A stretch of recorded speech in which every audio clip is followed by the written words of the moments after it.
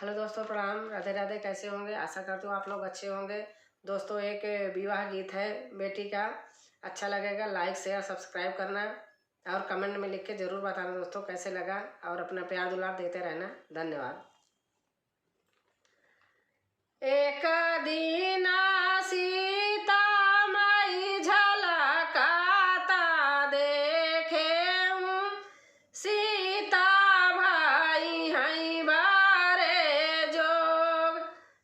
एक दिन सीता माई झलकाता देखे हूँ, सीता भाई हैं बारे जोग।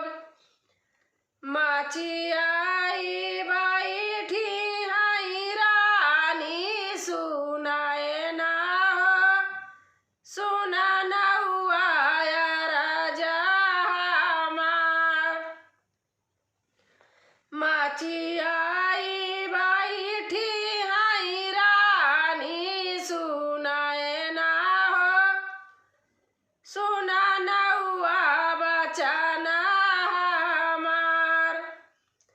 जनक जी के जोगे नौआ समाधि तू हेरा हो, धिया जोगे हेरा दामाद।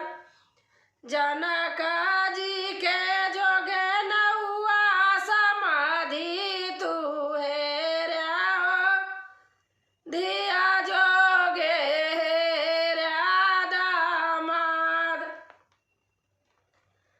आटाना ढूढ़े मई पाटाना ढूढ़े ढूढ़े सागर सारावार।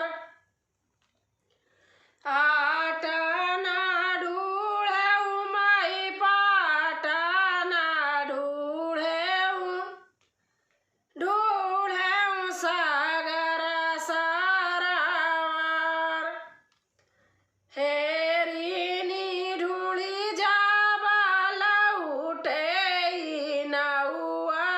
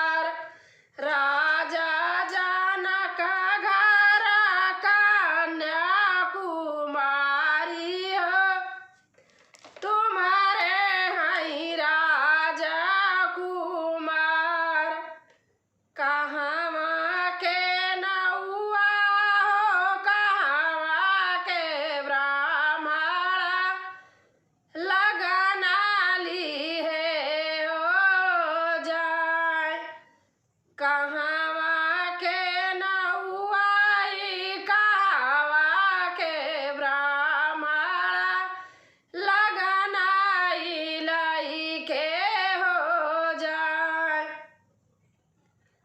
जनकपुरी के नौआया ब्राह्मण अवधपुर लगन ली है जाए।